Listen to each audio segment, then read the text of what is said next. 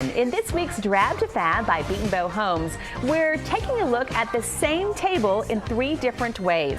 Our guest is Eric Bartlett, the owner of the brand in Odessa. You know how we love a before and after, but this is really a before and after and after. Right.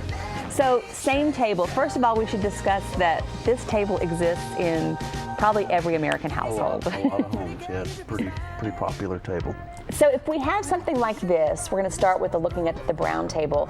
And we all have something like that we just don't like. What can we do to jazz it up and make it work in our homes? Well, there's, to make it look like this, there's, a new thing. It's not really a new thing, but a popular thing now is the chalk paint. I make chalk paint in the store, so that's how I did these tables.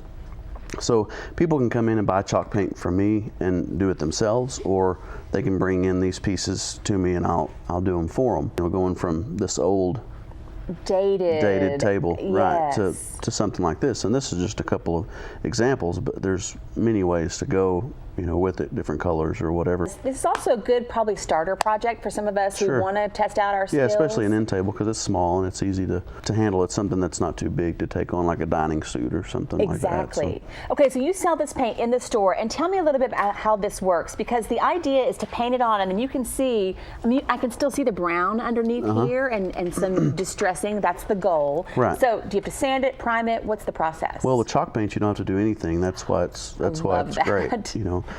So you paint right on top of this surface. Okay. Here.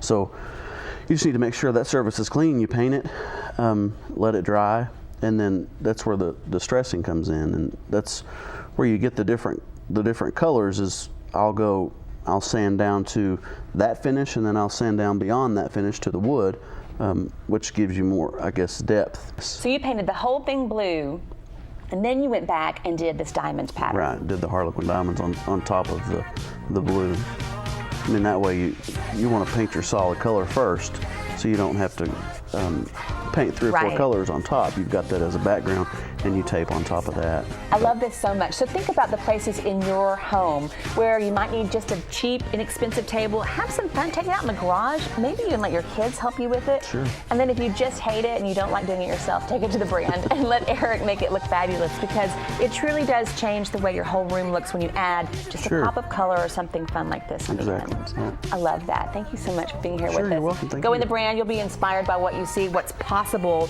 with some old furniture, some new furniture, and just lots of cool stuff. Thank you, Eric, for being here today. Thanks.